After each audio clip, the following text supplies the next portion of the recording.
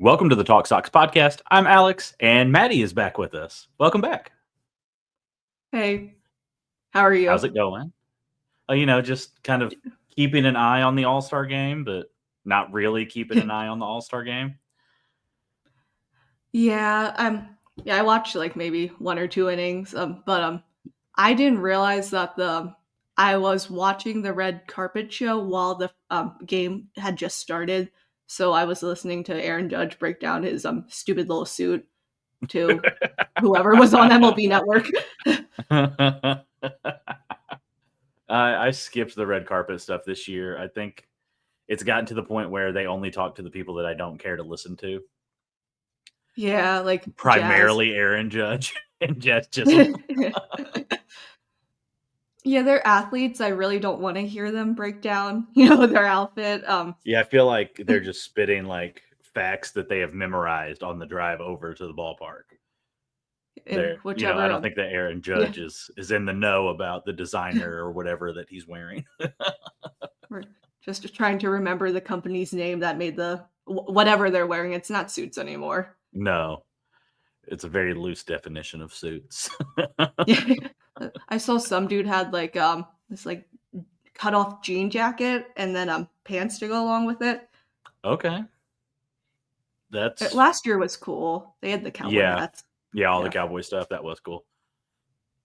It made sense with Texas. I don't know what you would do Atlanta wise. Yeah. There's they don't have like a fashion culture really, so I guess it makes sense. There's not a Coca-Cola. theme this year. Yeah, yeah. It'd be funny if they all just like walked up rocking Braves jerseys, or like Braves jerseys, Hawks jerseys, Falcons jerseys. They're just all like Atlanta-based teams. That would actually be kind of cool. Matt Ryan shows up. Oh gosh, Boston would have a good time with that, but Oh, yeah, Boston College. BU might have a little beef yeah, there. yeah. But so the All Star game is what it is. Luckily, we've got a couple more days of a break to give. The rotation some time to rest, give the bullpen some extra time to rest after Garrett Crochet tossed a complete game shutout just a couple days ago. And if you don't know, he's not pitching in the All-Star game, so he can stay on regular rest. But coming out of the last recording that we did while you were gone, Maddie, that kind of was right at the beginning of this 10-game win streak that the Red Sox rode all the way to the All-Star break. I guess the first question is, has this winning streak changed your opinion on what this team can do in the second half? Yes and no. Okay. I think it's good their offense has picked up. Granted, they were playing some really bad teams, Yeah. like the Rockies. I mean, I think the Nationals could be good the next couple of years. They have a really good core to build around, but even then, they Yes. scored a lot of runs against them. What was 21, 20, yeah, 21 plus 6, 27 runs total in that series. So Yeah. that's good. And they swept the Rays too, so I'm optimistic about that because they've been playing good ball all season. Yeah, and we've talked about this with the Blue Jays before, but the Rays always seem to come to Fenway and play better than maybe what their season's going. Mhm. Not to say that the Blue Jays aren't having a good season, because they are. They're having a season that I would have never guessed that they would have. Yeah. But the Rays have had a very up and down year. I think that they've lost. They were on like a decent losing streak coming into that.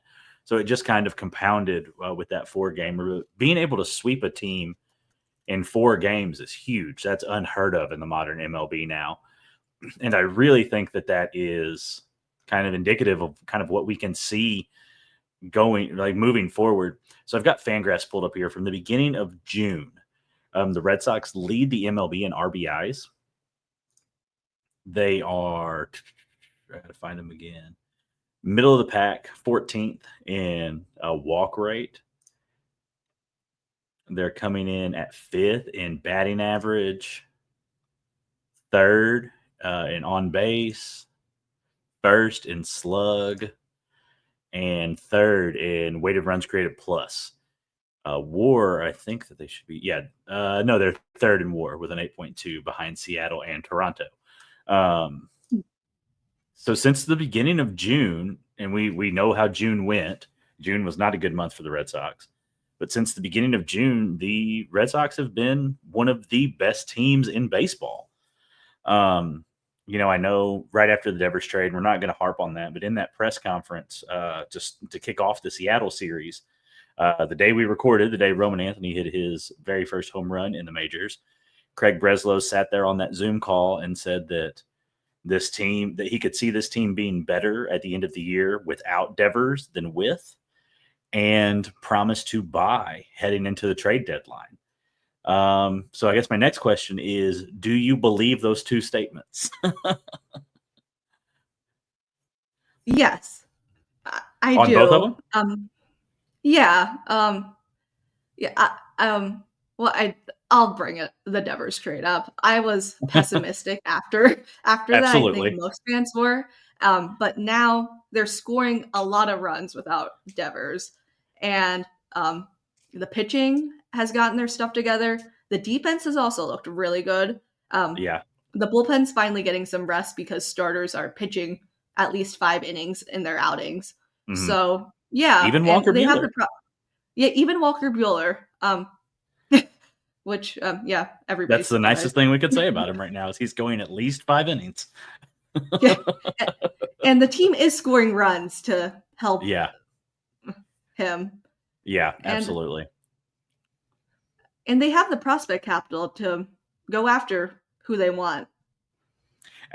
We'll get more into that here in a little bit, but I'm very curious to kind of hear some of your trade thoughts.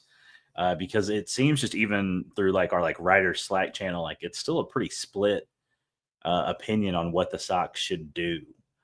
But I guess one of the things that really has, I don't know if it kind of spurned this, because really neither one of these guys was here to start the 10-game run, but we finally have seen the return of one Masataka Yoshida and Alex Bregman. Cora has come out and said that Bregman will play kind of 2 games on, 1 game off for these next few series. I don't think that I expect him to hit at a 300 clip like he did before the injury, but just his presence in the lineup alone, I think, kind of unlocks a new gear for the Red Sox. And Yoshida, I think, has more RBIs than Connor Wong already, so he's already climbing the leaderboards. The bar was low. It was at 1. He tied him in his first game back.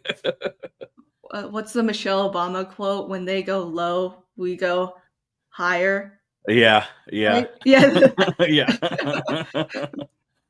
And it's really hard to go lower than where Wong currently is. So even then, I think he could turn things around in the second half. I think it was on Sunday with Bayo start. He had a hit, at least one. Yeah, that's better than it has been.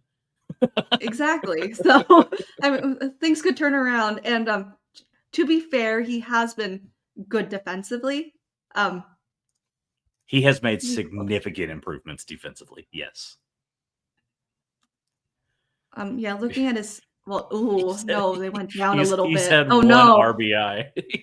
I can't get over it. Yeah, the one. I can't get one over stolen base. Massa tied him with stolen bases too. Yep. And I'm not on spot right now, but I think that all of his hits have been singles. He does not have an extra base hit to his name this season. Man. Actually, okay, I'm looking at his catching stats. He's in the 64th percentile for caught stealing above average. Framing is They've at gone down 63. too. Yeah, but his blocks above average is in the 20th percentile, and pop time is also in the 43rd percentile. So, they've gone maybe I'll down. I'll take that back about what I said about his defense. He had, that was what they worked on over the offseason, was his framing and everything. And he looked good behind the plate for, the bulk of before he got hurt, but he couldn't get the offense going, and now I didn't realize he had slid that bad.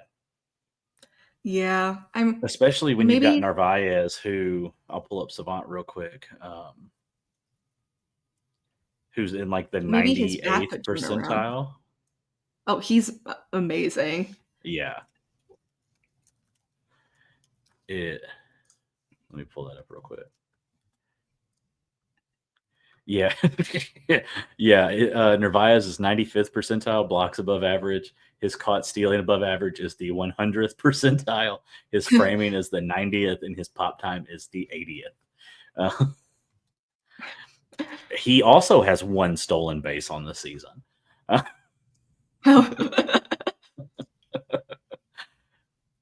Section 10 jokes around and calls him the captain, and who knows?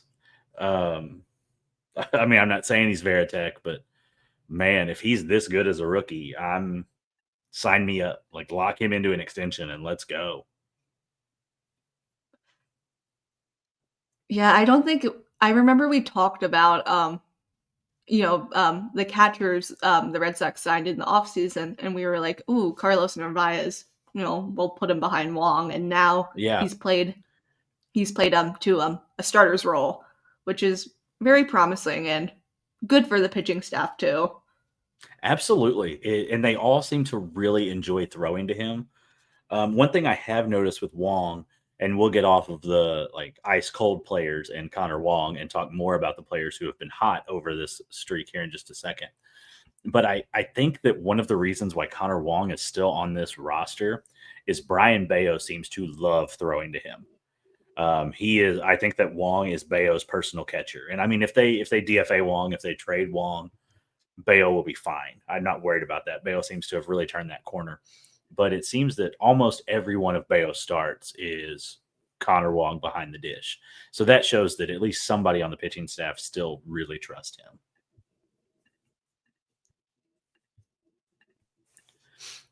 I'm not positive. I don't think it's been every start, but I want to say it's the bulk of his starts have been with Wong behind the plate, except of course when Wong was hurt.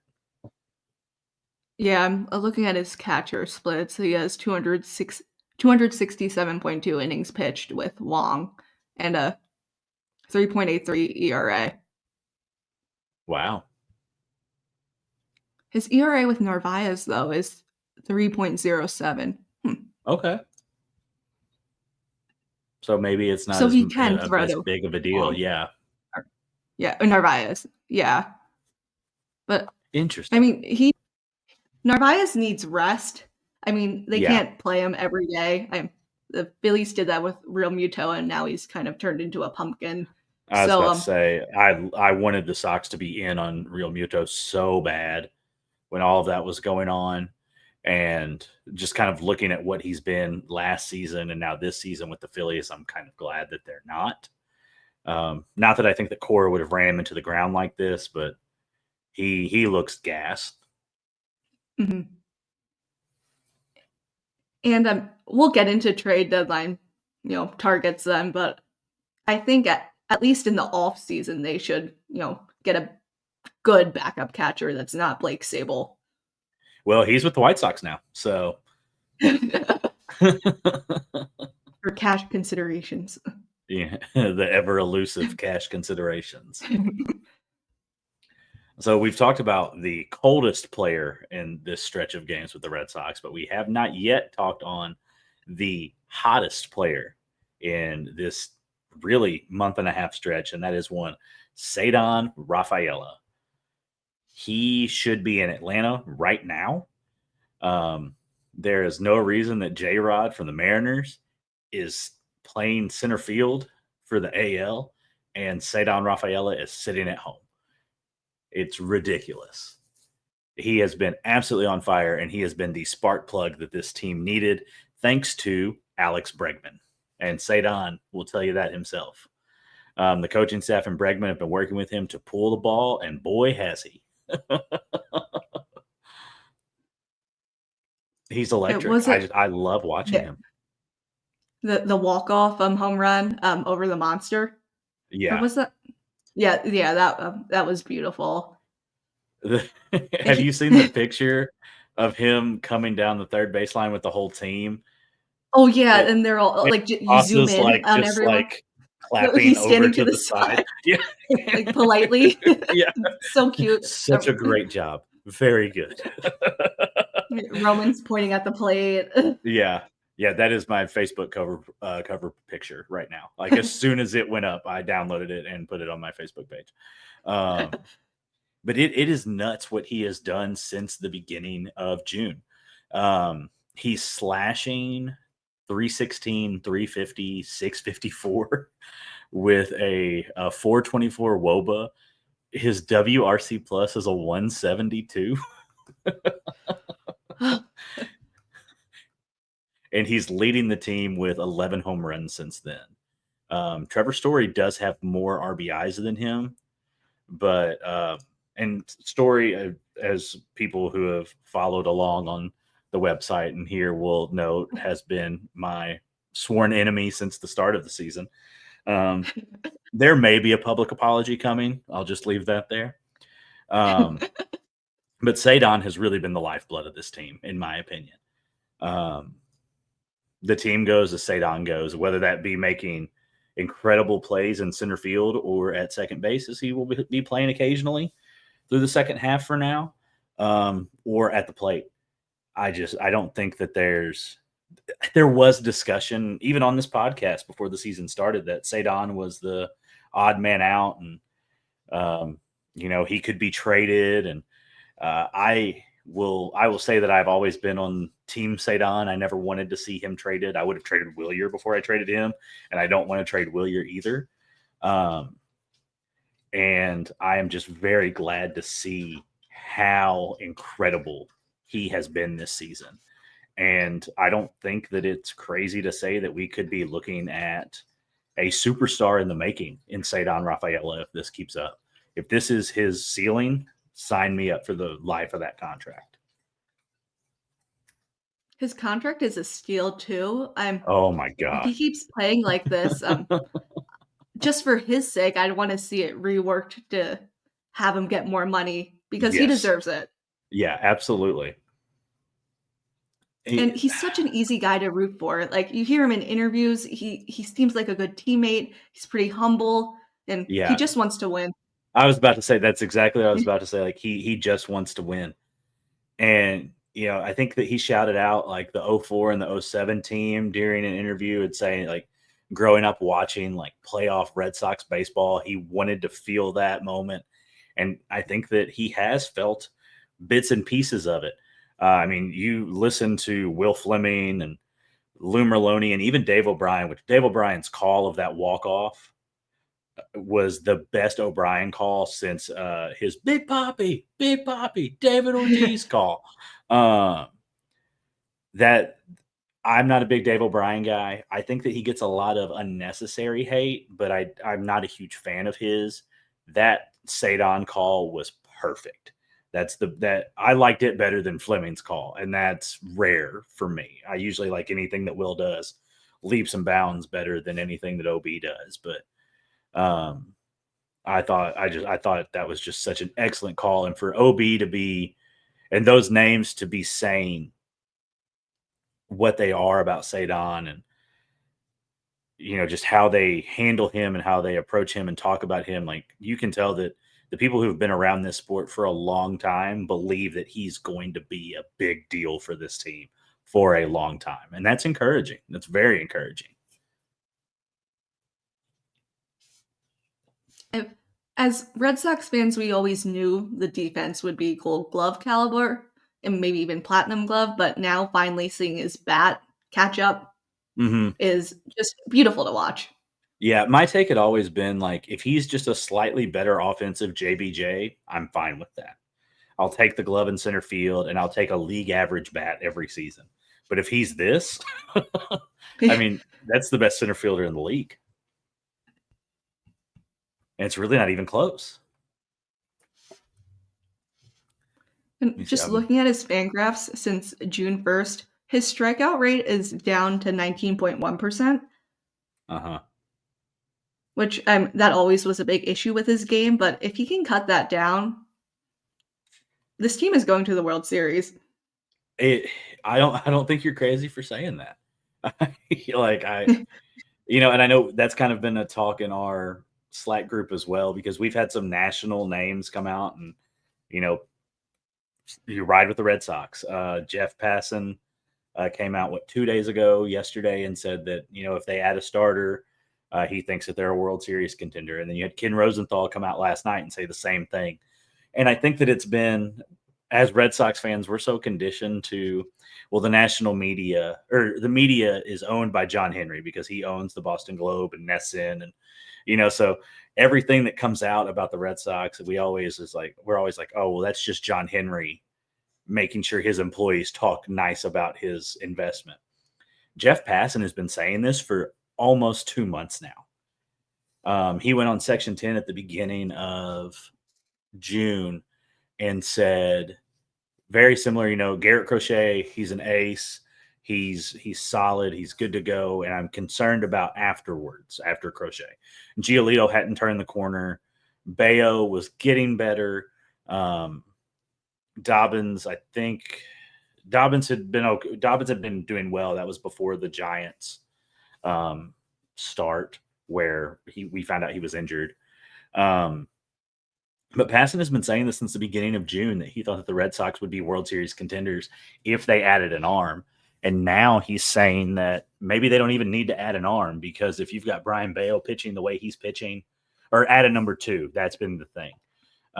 Maybe you don't need to add a number two. You just need to add another dependable arm who can go out and get you 5 or 6 innings with Bayo and Giolito. And, Richard Fitz has looked good outside of his rehab start that was at the major league level that should have been at AA. And obviously, Hunter Dobbins is down for the season with a torn ACL. And that's a big deal. Dobbins looked good. So you do think that Craig has to go out and get somebody. There has to be a pitcher brought in, but I don't think anybody's off base. I really don't. I think that with a little bit of additional help on the pitching side of things, a starter and a bullpen piece, I think I'm with you, Maddie. This Red Sox team can go to the World Series. And I don't know if I wouldn't have said that 3 weeks ago. Getting swept by the Angels, and the national. You touched on it. The Rockies are terrible. They're going to be the worst team in the history of baseball, just a year after the White Sox were the worst team in the history of baseball. But the Nationals aren't a bad team. They're not great by any means. I'm not telling you that they're going to make a run in the NL East or anything, but they've got good young talent on that team. And even still, the Red Sox hung like 10 runs a game on them. And that's what good teams are supposed to do to mediocre and bad teams, is they're supposed to just beat the dog crap out of them. And then they turn around and win an entire 4-game series by 1 to 3 runs on the backs of your pitching. So you can go on offensive onslaughts and your pitchers can hold it down. And that's what you want a team that's built for the playoffs and built for the World Series. That's exactly what they're going to do. They're going to have games where they score 20 runs. And then they're going to have games where they score 2 and give up 1, and they still win it in a nail biter all the way to the 9th inning. That's the hallmark of a good baseball team. The second half of the season is tough, though. Yeah. Really, really tough. They start off with the Cubs on Friday. Then they go to Philly. I'll be at the Wednesday game. Okay. Then they play the Dodgers at home. Then the Twins right before the trade deadline. The Twins are such an interesting. Are they good? They've been good. Are they not good? Didn't they have like a 12-game winning streak? Yeah, but I feel like they're talking like Joe Ryan may be available, and we'll talk about that in a minute. But like, they're 47 and 49 right now. Okay, and the Tigers are 12 games up on them. Yeah, so they're not going to win the division for sure. And even the Royals could have a good second half. They just need an outfielder. We'll get to that then. Yeah, I have read there's actually like quite a bit of smoke that the Royals may be sellers coming up, which I Hmm. think is crazy.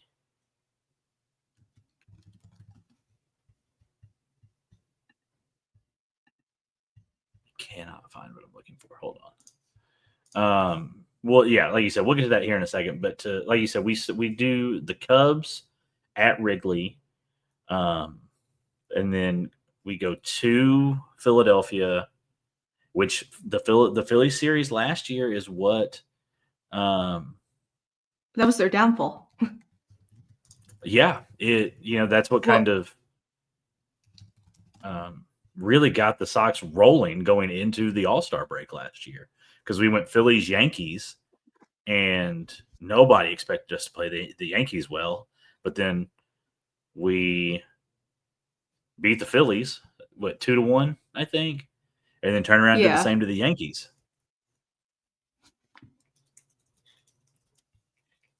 And historically, the Red Sox have played good ball against the Phillies. They have a 5-52 record against them.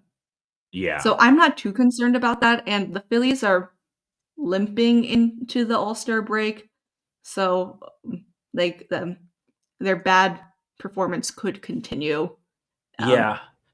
I think that this whole thing about this kid from the Brewers making the All-Star team over Ranger, um, just with everything that's being said, I I could very easily see that carrying over into the actual season again, and that having some negative impacts moving forward. Yeah, it also seems like there's a lot of beef in their clubhouse. I live in Philly's territory, so I'm kind of Oh tuned yeah, into what's going on. yeah. And yeah, Castellanos has always run his mouth, but he's said a lot of interesting things. He got into a fight with a fan on the 4th of July Oh, after I forgot about that. somebody Yeah, yeah, somebody booed, I think, Bryson Stott, and then he was like yelling at him after the game. So there's a lot of tension in that clubhouse. yeah. It. I don't know. I think the Phillies could. It could either rally the troops or just really implode on them. Like, I don't think that it's. I don't. I think that it's gonna be one or the other. There's not really a middle ground, and I don't know if that's a team of troop ralliers. Um, Yeah. Well, he's Schwarber is. grown on me. Schwarber's such a class act. I love him. He's kind He's of a the really odd good man dude. out in Philly. Um, Yeah, and yeah, expiring contract coming up. Who knows where he'll sign in the off season? If they don't make it, I don't see him staying with the team. Something needs to change there if they don't yeah, make it that far in the playoffs, if at all. yeah. I Do you think it's World Series or bust for them to keep Schwarber? Oh, yeah, Yeah, yeah. that's kind of where I'm at too. And he'll be a pretty in-demand free agent. Oh, yeah. He's yeah, just the fact that he's turned his career around later on, past World Series 30 is a pedigree. good sign. Yeah. Yeah. So I've So, got the remaining strength of schedule pulled up here. The Red Sox have the number one most difficult schedule through the rest of the season. If we look at the rest of the AL East, just to kind of project out, the Orioles are ninth, the Blue Jays are 11th, Tampa Bay is 19th, and the Yankees are 20th. of If course. we're looking right, if we're looking at wild card, which is the who's in front of us in the wild card right now, because we currently hold the third.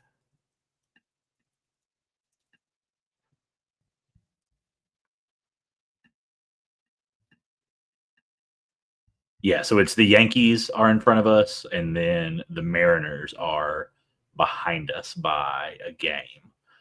So as we already know, the Yankees have the 20th easiest schedule in the league, and the Mariners have the 21st easiest schedule remaining. The Red Sox kind of seem to play up or down to their competition, though, with the exception of the Rockies and the Nats series. But I mean, when they were playing the Angels, who are a fringe playoff team, the Red Sox were playing less than fringe baseball. And then, they play the Yankees really well in 2 series and sweep them in 1 at home. The Reds aren't a bad team. That should have been a series sweep too. That game 3, they just kind of gave away with some errors. But you're playing the Rays well. The Jays will be the big test. Every time we see the Jays from here on out, that'll be kind of the barometer for success, in my opinion, because if we do make the playoffs, I think that we'll see the Jays at some point in there. And if they're still the buzzsaw that they have been, that's not going to be good for really anybody, including probably the Tigers. Yeah, the Red Sox finished the season playing the Tigers. And the hope is that they've clinched the division for like a week, and so they're resting starters for that series. So they don't see Scooble that series. Correct. Yes. But the Red Sox have a 27-23 record against teams with a winning record. The Yankees are 25-28. Okay. Interesting. And the Blue Jays are 26-24.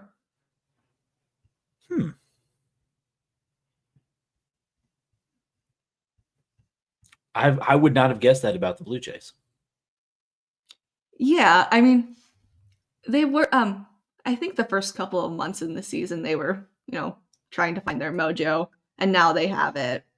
Now that Vlad is locked in for $500 million.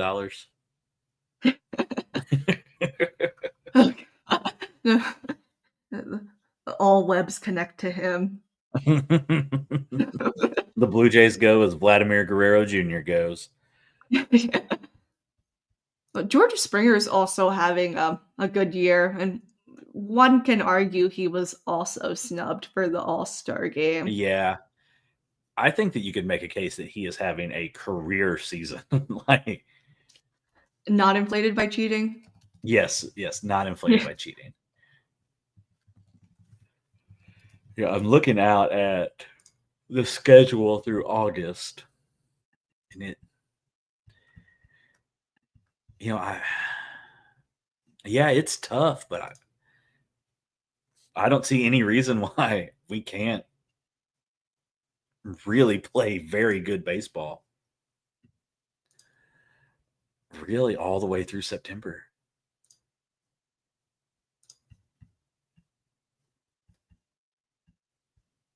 Yeah, like to start off September, we have the Guardians. They look like they're a shell of themselves.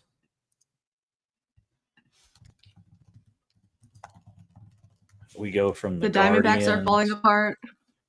Yeah, and hopefully we'll have Zach Gallen on our team by then.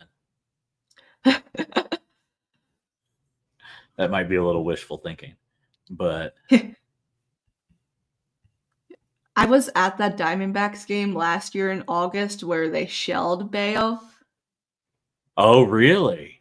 Yeah, we were visiting relatives, but yeah, I would like to see a turnaround when they play them again with Zach Gallen on the team. Yeah. After that Diamondback series, we have the Athletics, who are not belonging to any city. After the Athletics, the Yankees at home. And the Yankees suck. We all know that. After the Yankees series, Athletics at home, halfway through September now. After that, at Tampa Bay. at Toronto. That'll be the biggest series of September, is that Toronto series, because the AL East could be on the line right then. Which, once again, 3 weeks ago, I never thought I'd say.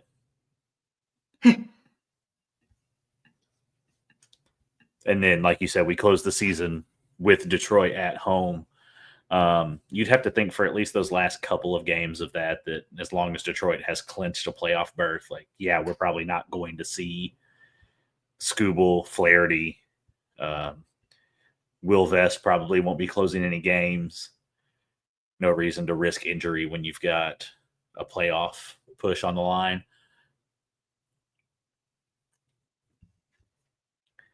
I don't know if Tarek Skubal pitches like he pitched in the first inning of the All-Star game. Maybe he'll be available come the trade deadline. He is a dominant pitcher, but the one thing I have picked up on him, he kind of falls apart under moments of big pressure. Was it postseason last year where he gave up a bunch of home runs late in the one game? Yep. Yeah, I've noticed that a little bit. I had the pleasure of seeing him pitch in early June in St. Louis, and even then, I noticed that when he would get traffic on the bases, he was still a consistent strike thrower, but it was almost like he was grooving pitches to make sure he was getting them over the plate, because I think the Tigers were up 4-0, and then the Cardinals scored a couple of runs in like the bottom of the third. And when he came back out in the bottom of the fourth, they knocked him around quite a bit. And I think he went 6. I don't think he came out in the fifth or anything. I think he went 6. But it was because the Tigers had scored a couple more runs at that point. And I want to say he either left the bases loaded when he came out, or so maybe I think he went 5 1/3 or 5 2/3. He either left the bases loaded or left men on second and third, and I believe 2 of them scored. So his bullpen didn't pick him up. But it was kind of the same thing. Once he got traffic, it was almost like he was just grooving pitches to make sure they were over the plate to try to get swings and misses. But when you can sit fastball, it doesn't matter if it's 100. The thing is, though, when he's on, he's electric. That Sunday night game against the Dodgers, oh my gosh. Just a thing of beauty. Yeah. Well, we saw the Red Sox in Detroit, and he was pitching, and that was the game where he recorded his 200th strikeout of the season. Yes. And when he's on, he's lights out. Yeah, but he is the best pitcher in baseball when he's on, pretty handedly. I would take, and this is a homer take, whatever. I think that I would still take Garrett Crochet over him in most scenarios, because Garrett Crochet is far more consistent. I would take Garrett Crochet's bad outings of 4 runs over 7 innings than Skubal's giving up 3 or 4 home runs in the playoffs. And Crochet hasn't been to the playoffs, so we don't know what that looks like yet. But I think he's proven already that he's going to be pretty trustworthy come October.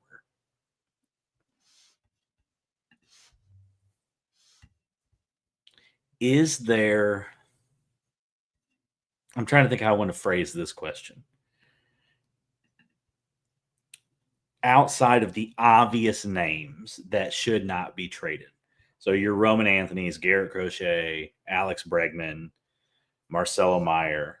Is there a player on this team, major league roster, that you think should not be traded, that should be protected from being traded, that isn't one of those names? You did mention Cedon. Oh, yes, throw Cedon in there. Like he's untouchable too. Yeah. Other than those guys, no. I don't. Yeah, there's really nobody outside that group that I'd say shouldn't be traded. I think that I'm still there with you. I am beginning to put Aroldis Chapman in that group. Huh. And I Okay. think it's because if you're going to be a playoff team, you have to have a dominant closer. I think that the only way you can move an Aroldis Chapman now is if you bring in a Ryan Helsley or maybe David Bednar from the Pirates. Um, he's had a pretty down season. Um, and I'm torn on the Chapman thing because Aroldis Chapman will get you your biggest return by far, which has always been my stance with trades. Is if you're not going all in to win the World Series this year, which I don't think they should. I think that we're a year out from being an all in kind of team. Um, Trade what you can to boost the rest of the season, make it enjoyable, and have some ammo for next year, some reinforcements coming for next year. Because, I mean, I think that if you were to ship Aroldis Chapman out at the deadline, yeah, I think you're looking at probably not by himself, but package him with another player or two, and you're looking at probably a pretty solid number 2 starter coming back for Chapman. Um, but I think that if you're going to trade Chapman, it has to be a moving part where another closer comes back to Boston, um, which is really where the Padres could make quite a bit of sense. Um, it will kind of we all kind of know that the Padres really want Jaron Duran.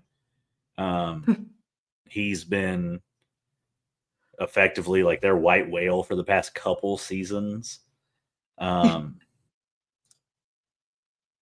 and I think the last thing I wrote about him was earlier this week.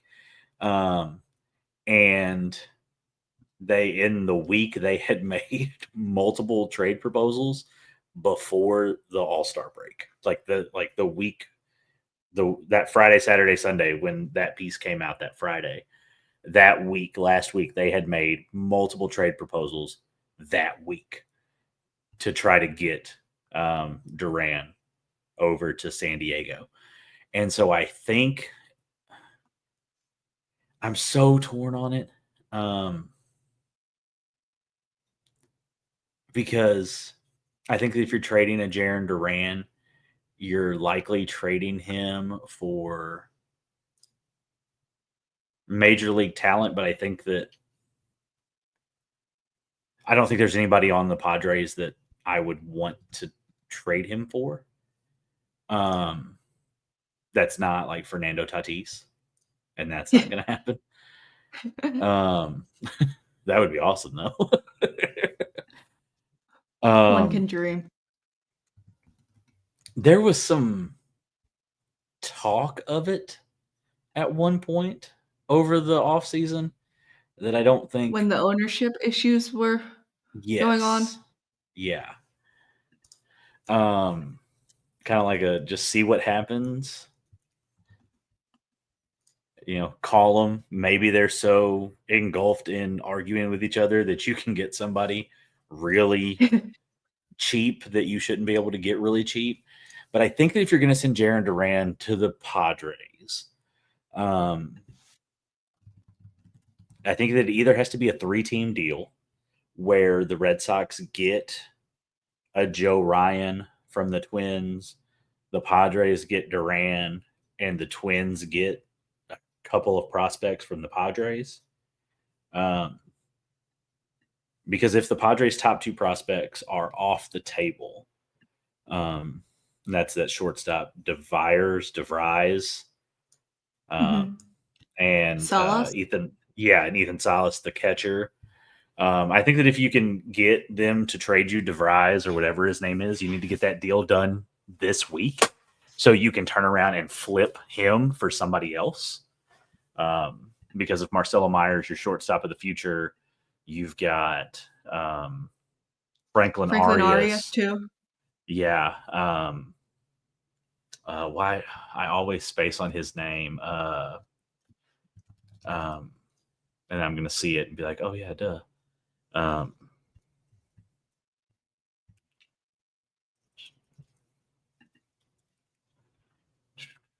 Mikey Romero. I always forget his name every single time.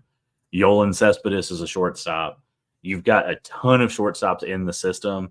They just drafted another shortstop earlier this week. So I think that if you could get the Padres to pony up their top prospect for Duran, do it. And then flip him for a Joe Ryan. Michael King. Well, you wouldn't send him back to the Padres, but flip him for a big time starter. But you have to wonder if this whole Cedon Rafaela is going to play second when Marcelo is going to play third because Bregman is sitting for a game. If that is Cora's creative way of keeping the outfield logjam together through the season, and then the offseason is when we'll explore a Jarren Duran trade, a Wilyer Abreu trade, something like that.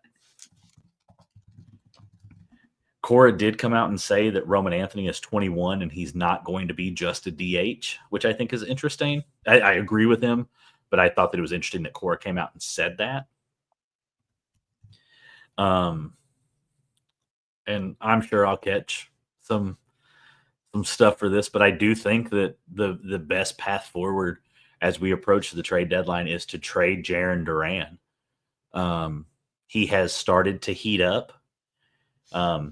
He's looked really good these last few series. His defense has still been questionable at times, but at least in the left field, and he's played center once, I think, in the last few games. It's been a passable defense, which I think is all you can really ask from him. But I think that he has heated up right at the right time to realistically flip for something that can help you this season. I don't think that maybe Sandy Alcantara is that answer, but the Marlins have a couple of pitchers that I would be interested in, and I think that they would be very interested in Jarren Duran. As we know, the Padres, I think the Phillies make a lot of sense for Jarren Duran, especially if they're trying to get Castellanos out of there because they think that he's the issue with what's going on in that clubhouse. Now, I'm not advocating for the Red Sox to take on Nick Castellanos, but if that's the move they're trying to make, then Duran could be that replacement for him. It's tough. I like Jarren. I will say that every time this gets brought up. I think he's a very nice person. I have chatted with him. I think that most of his fans are very nice and aren't crazy, but you have those that are. And we can talk about that if you'd like to, Maddie. Yeah, we can get into that. I'll let you continue. Yeah, but I do. I think the easiest way to clear this log jam and to really make the major league team better, as weird as it sounds, is to trade Jarren Duran. Roman Anthony shifts to left field, which is where he needs to be playing at the major league level. I think that Wilyer Abreu has a higher ceiling than Jarren Duran. Cedon has a higher ceiling than both of them. Combined. I think Anthony has a higher ceiling than both of them combined. All three of them. Yeah. And I like I said, I'm sure that I will catch crap about that because I've been on the trade Jarren Duran bandwagon since the offseason. It's not personal. I don't hate the man. I respect him for being as open and honest about his mental health struggles as he has been. If you haven't listened to his interview on Section 10 from a couple weeks ago, it is well worth the listen. He's very open and very honest. I think that he is a great clubhouse guy, but I think that something that fans forget, and I'm guilty of it too, is that at the end of the day, baseball is a business. And we can love Jaron Duran as a player, as a team spokesperson, as a spark, as whatever you want to love him as. But if he is going to bring the most value back to the club, he's the one who needs to be traded. And I don't have a trade scenario in mind. I've gone through a bunch of them. I think the Royals make a lot of sense. I think the Royals make a lot of sense for Jaron Duran. And there are some pieces there that I think they would be willing to give up to bring in a Jaron Duran. I think you could get one of those starters pretty close to a 1-for-1 deal there.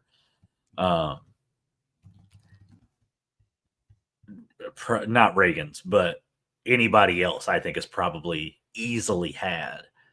And if you're willing to take back a Michael Wacha who is having another phenomenal season, I think they'd give you a couple extra pieces for Jaron Duran with Michael Wacha. And then maybe all those crazy people can move to Kansas City and leave Craig Breslow alone so he can talk to people outside Fenway Park in peace. If we're talking the Royals, Reagan's would be a dream, but he is on the 60-day IL right now. I just had to drop him from my Yeah. fantasy team. Yeah.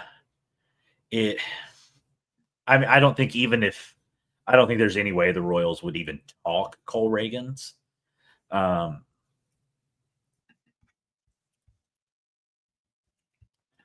I looked at their top prospects for another piece that I was working on. And it's a fairly thin system. It's really not great. Yeah, Lorenzen's on the 15-day IL for them. I think that Seth Lugo is gettable.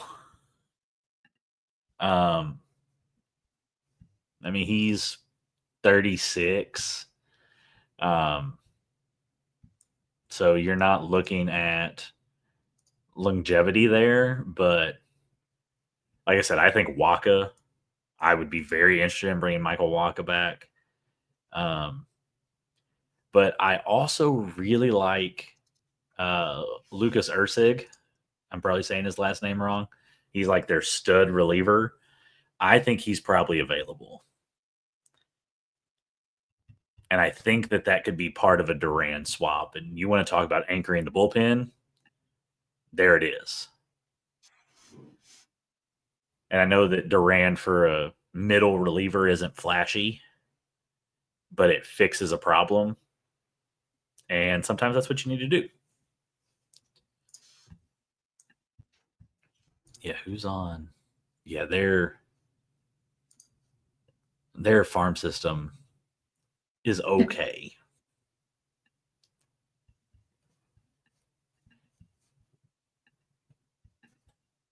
I don't know. Maybe they'll send us a Jack Caglione, and we can have another outfield log jam. Yeah, Then I would before trade Willier. before 3 weeks ago, I wasn't on the trade Duran train, but with Roman heating up and Sadon too, now I guess I bought a ticket on the Okay. train. Yeah. It's got comfortable seats. I've been here for a while. Yeah, snack cart maybe. Yeah. But the thing with Duran is that there's a lot of discourse about him online with Red Sox fans and fan policing with the pro Duran group, Yes. and also the anti Duran group is outspoken. Oh, yeah, And for sure. yeah, I see both sides. I like Duran personally as a player and person. I've never had an issue with him. well, he did have that inside the park grand slam a couple years ago. Yeah. That was really scary to watch. And Yeah. then Verdugo had to clean up or pick up the ball then. That was just, oh. But I mean, since then, he always hustles, which has been an interesting character arc to follow since the Inside the Park Grand Yeah. Slam. He had that amazing season last year. Speaking out against mental health was a very honorable thing to do, and he still continues to show support for mental health. I think a part of the fan policing comes from well, I mean, women. Objectively, he's not a bad looking dude. He's got big muscles, nice jawline, whatever. I'm not going to go too far into that. Uh, the girls want to smooch him, guys want to look like him. Yeah. He always signs for fans after games, like sometimes for hours. But then the anti-Duran group, I mean, people don't like him because of the incident last September, Right. was it? That Yeah. End of yeah, August, beginning of September. Yeah. and to be fair, I mean, it was a stupid thing to do. I mean, we've talked about him kind of being somewhat of a meathead, and Yeah. he's a pro athlete. I mean, out, there will be locker room talk where guys say stuff, For sure. and Absolutely. yeah, I but did him saying a homophobic slur equate to him, advocating for the Supreme Court wanting to overturn what is it? Overfell versus Hodges? No. No. Yeah. No, yeah. So people were acting like he Right. hates the gay community, and yeah, and as far as we know, he didn't, the fan he said the slur to wasn't gay. Right. So I'm there. And yeah, and then it just sparked a lot of weird discourse online where there were red hat wearing people saying he was advocating his First Amendment rights and yada yada yada. Right. Yeah. So yeah, and then his jerseys were the number one, or Yeah. they were selling hot after that. Yeah. But at the end of the day, he's going to be 29 in September. That sounds right. Yeah, so he's not as young as people think he is. He still gets He in was a late fights with bloomer. fans. Yeah.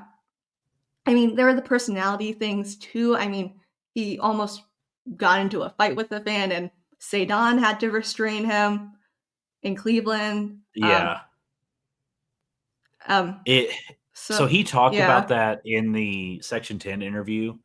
He said that wasn't the first time that people had yelled things about, oh, you should have just done it stuff to him, which is effectively what was said, a little more colorfully than that. And he said that he's been really good about letting them go, but the coaches heard that one because it was the first time anybody had done it by the dugout. And so he felt that he couldn't let that one go. And I get that. If with as open as he's been about like he was actively trying to commit suicide and the gun misfired and that's why he's still here. Um, I couldn't imagine telling another human being that no matter who they were if I didn't care for them. As much as I detest Aaron Judge, if he came out and said that he had those thoughts and attempted suicide, I could never see myself saying something like that to him. And so I think that can kind of be excused a little bit, just because of the subject matter. Um, Now, when you use the homophobic slur when a guy tells you to get a tennis racket, that's a little different. When you're swinging out of your shoes at pitches, um, and we've talked about it before. He's had this leadership title thrust on him through the media, through Alex Cora, but leaders don't do that. They think before they speak. Leaders don't give up inside the park grand slams. They don't. It's just because you've got both sides of it with him. You've got all these things that point to him not being a leader based on what he said and how he's performed on the field.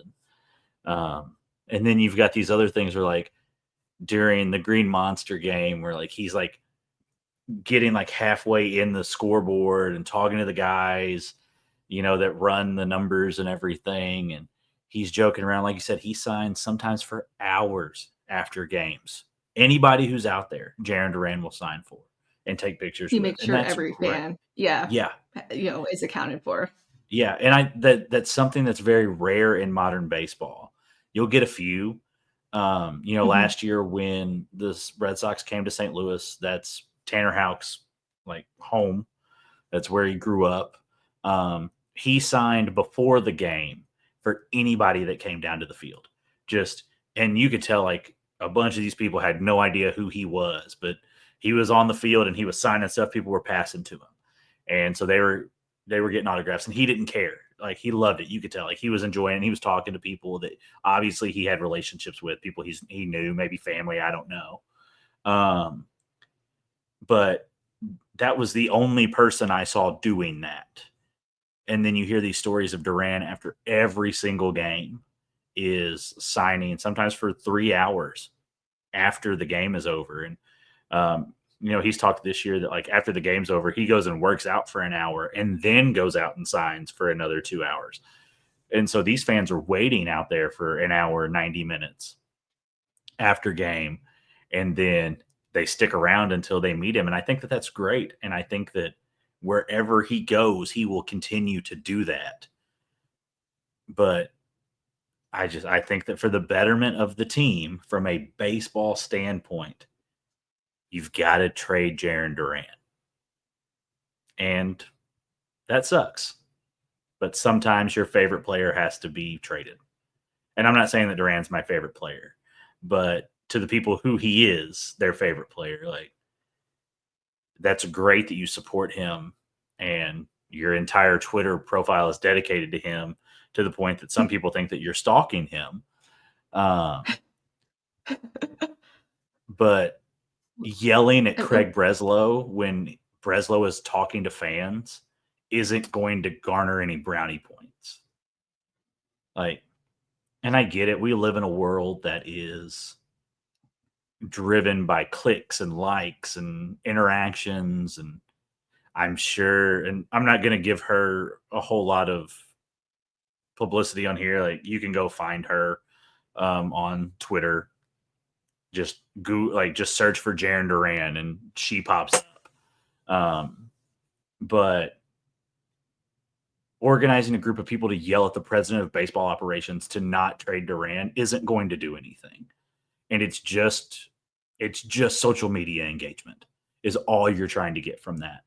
And if that is your fandom, is trying to garner social media attention because you're in love with Jaron Duran, that's really weird. And I don't think and he's a nice guy and maybe he does view this group of people as actual friends, but man, he attracts some weirdos. Yeah. and, Hey, that fan might have gotten a free lunch from all that engagement, like a $20 DoorDash on Chipotle. Yeah, something, I don't know. And she keeps saying like, "Oh, I know him better," and so it just feels so weird. Yeah, I mean, it's like the Walmart version of the Bo Bichette, stalker Oh yeah, I situation. forgot about Yeah. that. Yeah, oh my gosh, huh? Well, I mean, I think he had to file a restraining order there. Mm-hmm. Whereas Duran, it seems, is at least like okay with them being at every game and waiting outside for him. Like that doesn't seem to After bother work. him. Yeah. Oh, to be rich and unemployed. No, Yeah, oh, yeah. Oh, to have all that time on my hands. Right. Um, and maybe I don't know. Maybe they'll all move to San Diego when he gets traded to the Padres, and we won't have to worry about it anymore. Selfishly, I hope it happens before next week because I'm going to the Padres series in St. Louis, and Ooh. I'm sitting in left field, so I would like to be able to see old Jaron again if that's the case. Some Um, 4D chess. yeah, I've got a couple cards that I'd like for him to sign. Um, Whip out the but binder. yeah, and I would You indeed have ask kids, him. though. You Yeah, have young kids, though, so you can get away with it. You're not like yeah, some they won't be middle-aged there. basement Um, dweller. they won't be there. You always see Um, them. yeah, but and I for sure would be like, hey, is there any way you can get me like a ball signed by Xander too? Uh, but I do. I want the best for the guy. I like him as a player. I think that he's a good baseball player. Is he a great baseball player? No. Um, but I do. I think you got to trade him, and that will suck because I do think that he is a bit of an offensive spark plug for this team.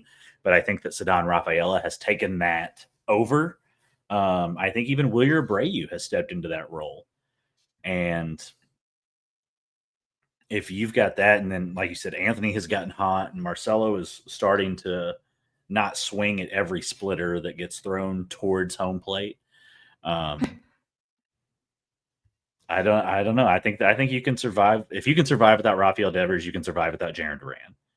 Um, I think that's a. I've never said that before, but I think that's a pretty succinct way to put it. um, Yeah, if the Red Sox can get the pieces to acquire, a second starting pitcher, they should go for it. yeah, I would love to see Joe Ryan. That had some heat to it last week. And I think that's yesterday, cooled off quite a bit.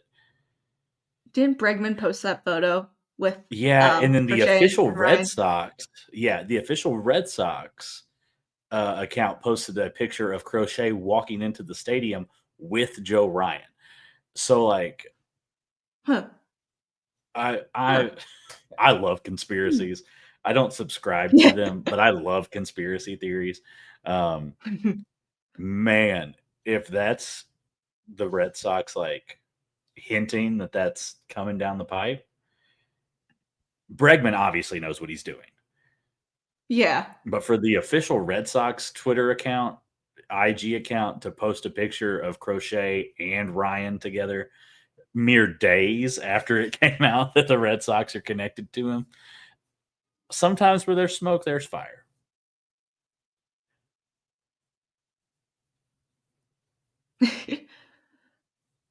Hmm. Yeah, that would be cool. We talked about him earlier. I would take Zach Gallen. I know he's had a bit of a down season. Yeah, but even then, a change of scenery might be good for him. Hmm. I I remember I wrote a piece in the off season about him. His go-to catcher was always Carson Kelly, and now that Hmm. he's with the Cubs, his Yep. stats have kind of fallen off a cliff.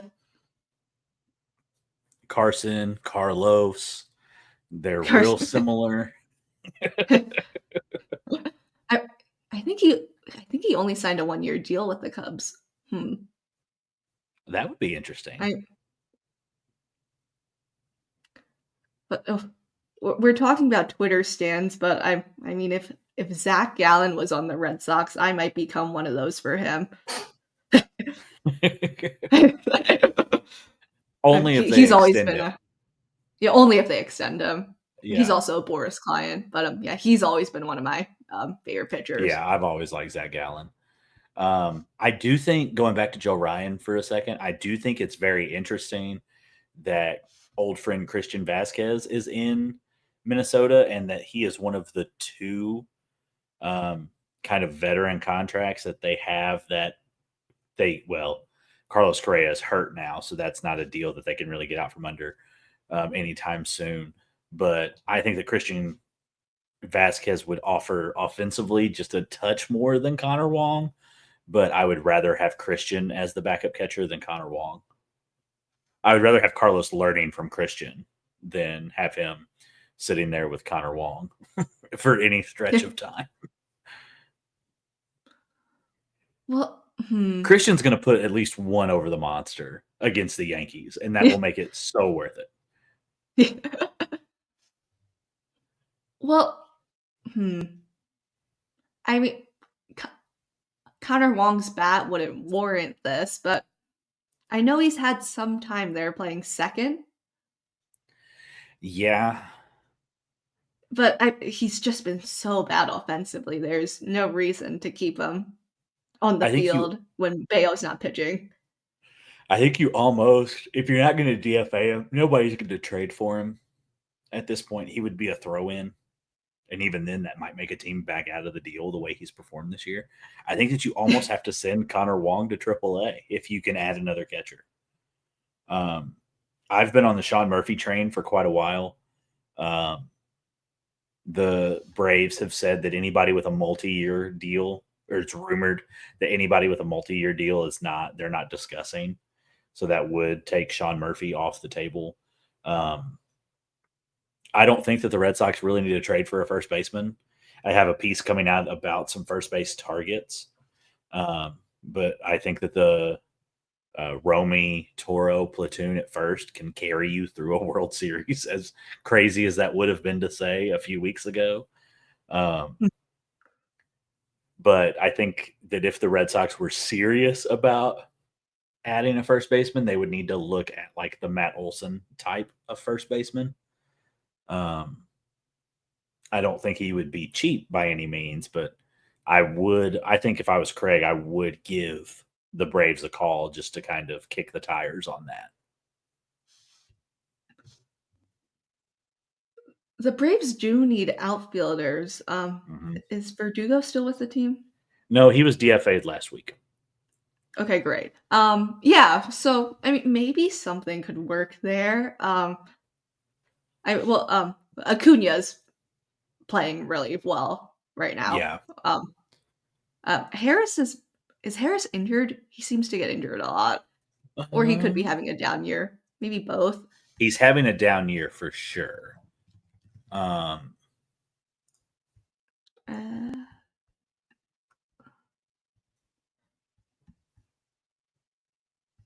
Nope, he has been identified as a player to watch for the second half. Who just came back? And that's the reason why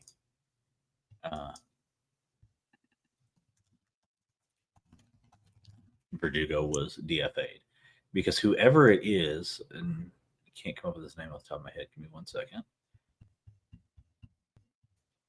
Oh, Jerickson Profar will not be playoff eligible because of the suspension for PEDs. Not that the Braves are sniffing playoff contention right now, but in the event that they are, he cannot play. So the Braves could be a match. The thing with the Braves is that they always get hot, like right at the end of the season. Yes. Like they snuck into the playoffs last year. Yes. Chris Sale, who gave a very good interview yesterday during Jazz Chisholm's embarrassment of a home run derby round, said that he's feeling pretty good. So just honoring the late, great Babe Ruth. Sale said he was feeling pretty good, so you'd have to think that he would be back at some point. Spencer Schwellenbach is out for the season, I believe, which that's a pretty big blow to their starting rotation. But if the Braves think that they can make a push, Duran makes a lot of sense. And if they're desperate, you get them into a bidding war with the Padres and the Phillies and a number of these 12 teams, these roughly 12 teams that have reached out to the Red Sox in the past week. Who knows what you could get for them? My thing with the Braves is that I still have PTSD from the Chris Sale trade, and Yeah. Vaughn Grissom, who I always forget about. Yeah, we could just send him Yeah. back as part of the deal. Well, yeah, they do need You, a shortstop. before the Sale injury, there was the scuttlebutt going around about Duran for Sale, Oh, yeah. which would be hilarious. Now, obviously, that's not going to happen, but man, you talk about somebody with an interesting looking spine in Craig Breslow if he was going to trade Chris Sale for Vaughn Grissom and then turn around and trade Jaron Duran for Chris Sale. Throw Vaughn That's in like, there. yeah, that's like stuff that you do on the show.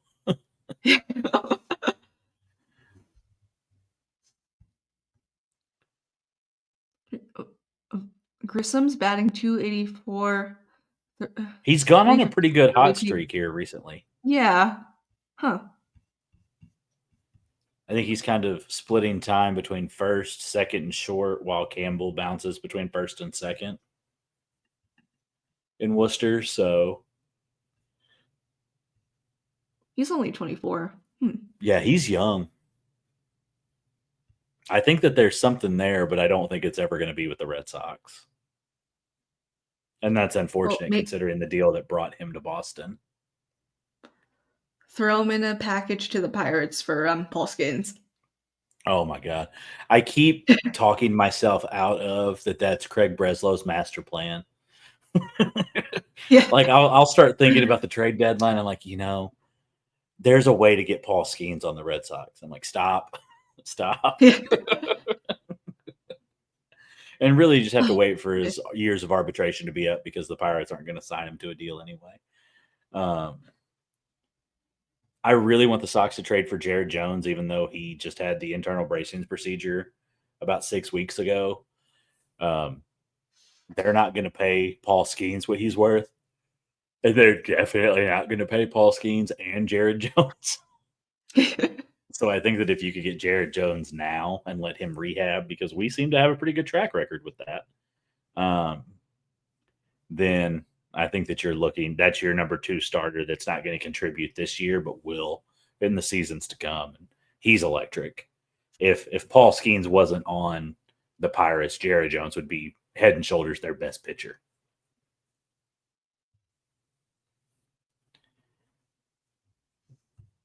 Speaking of injured pitchers, have you heard anything about Patrick Sandoval's ETA?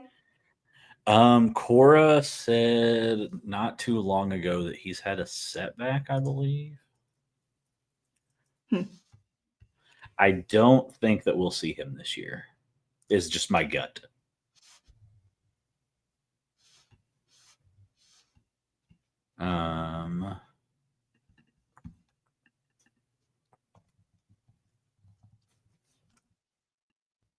I know that Slayton has been kind of. I don't think he's started throwing from a mound yet. They just moved Hendricks to the 60-day IL, which is no loss. They're being very cagey about what's going on with Tanner Houck, who apparently hit 101 on the speed gun in his last start.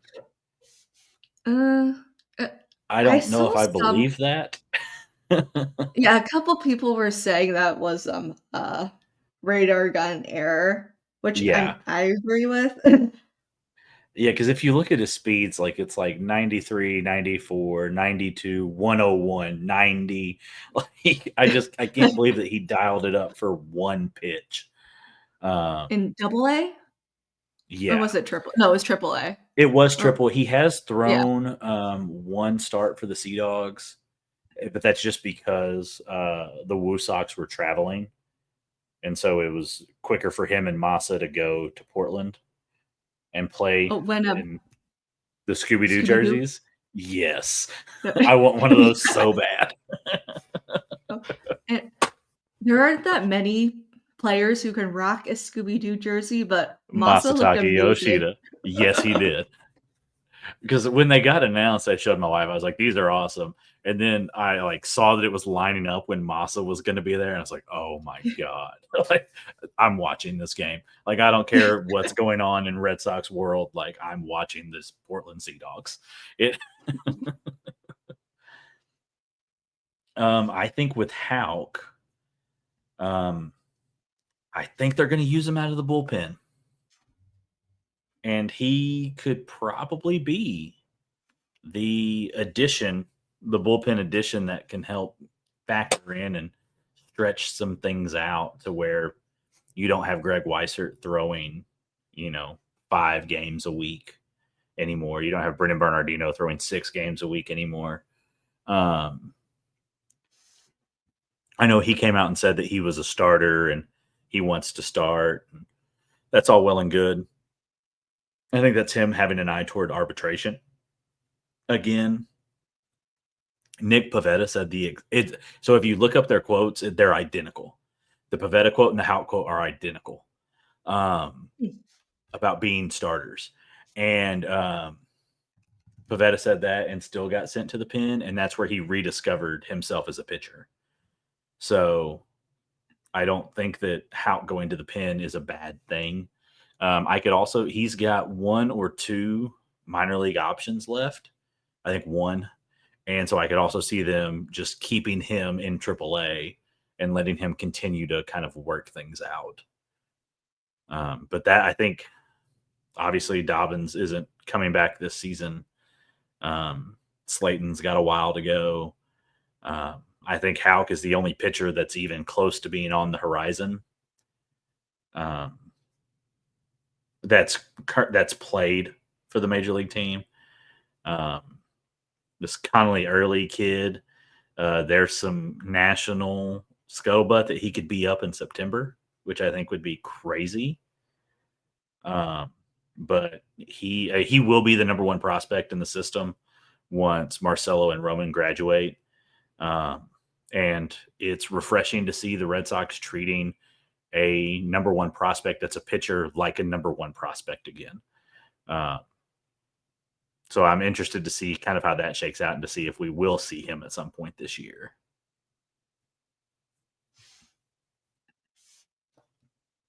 I wouldn't be opposed to Hauk moving to the bullpen. Like you said, Bernie and Weissert need rest. They shouldn't be pitching.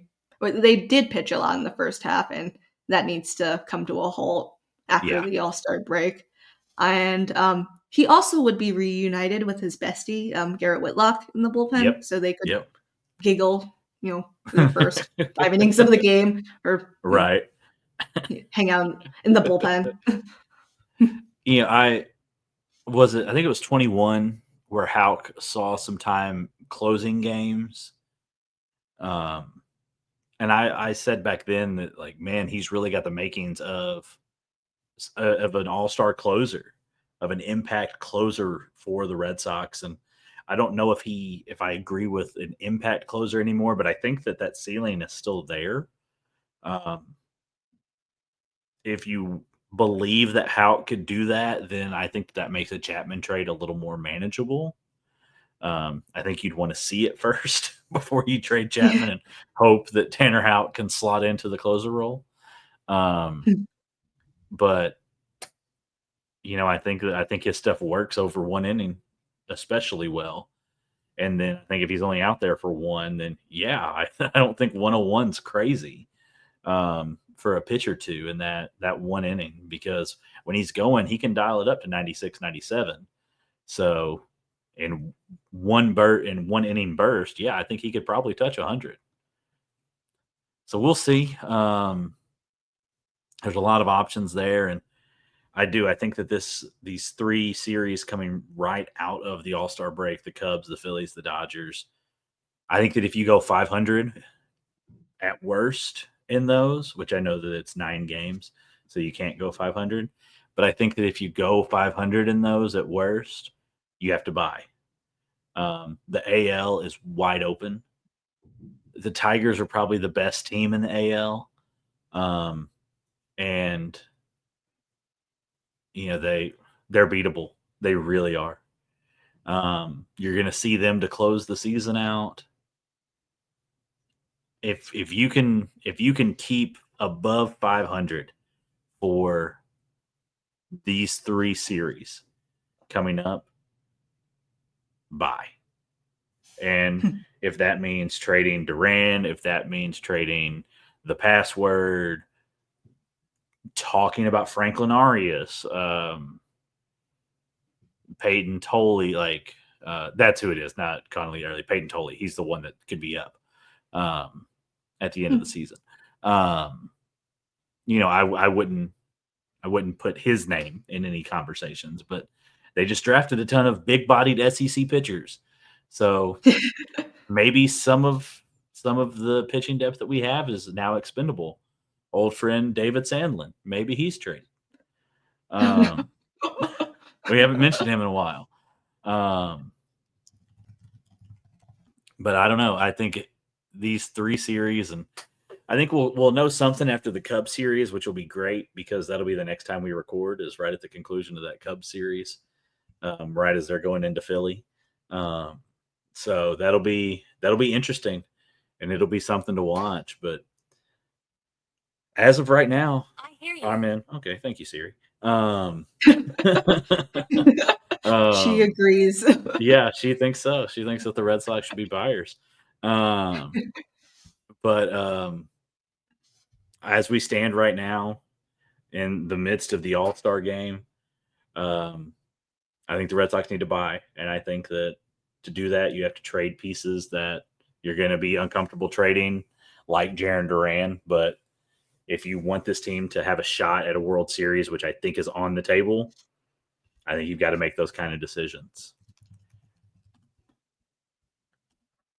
Going into this weekend, I'm a little optimistic because, well, I usually try to be optimistic, but the announcers on Nesson were saying that all the Cubs games are day games, which could be beneficial for the players' rest. You know, they get, time off in the evening to just chillax. I mean, well, Chicago is a fun city though, and it has a Chicago is good a very nightlife fun scene. city. Yeah. Yeah, good night. Yeah, really good nightlife scene. So I mean, Yeah. and Roman's 21 now, so he might be on the prowl again. Who knows? Yeah. You know, him and Marcelo went out on a double date last week. Chaperoned by Romy. Yes. Like 21 to 28, the age range. Good for him. Yeah. It's going to be really telling, and I mean, I'm excited about what this second half, and I know it's a tough schedule, but I'm very excited about what this second half could be. I think the door is wide open to make a run at the AL East. The Blue Jays are going to be tough. Bare minimum, I think that you can jump over the Yankees and claim that first wild card spot. I don't know. It's an exciting time to be a fan of the Red Sox. And it's an exciting time to be doing kind of what we're doing with Talk Sox and the podcast and the articles. Like, it's fun right now. There's a bunch of cool stuff coming out, and the website is loaded with draft content. So if you need to catch up on that, check it out. Nick and Billy have done just an excellent job covering the draft. I wasn't able. I paid attention a little bit. It was my birthday over the weekend, so we were doing a bunch of stuff. So I wasn't able to follow the draft as closely as I would like, but there's great stuff on the site right now, catching up on the draft. And then I think that we start back with more like regular articles and stuff coming up here, I think Wednesday. So the day this drops. So definitely be paying attention. Are you working on anything right now, Maddie? I'm not. Are you? I've got a couple things going. I've got something that's been sitting for a while about some rental first base targets that I honestly don't think that they need to trade for. But if they want to do the rental market, there's some okay options out there that aren't named Pete Alonso because he's not going anywhere. And then I will be writing a public apology to TS10 himself, Trevor Story, in the hopes that if I ever run into him on the street, he doesn't beat me up for being mean to him. So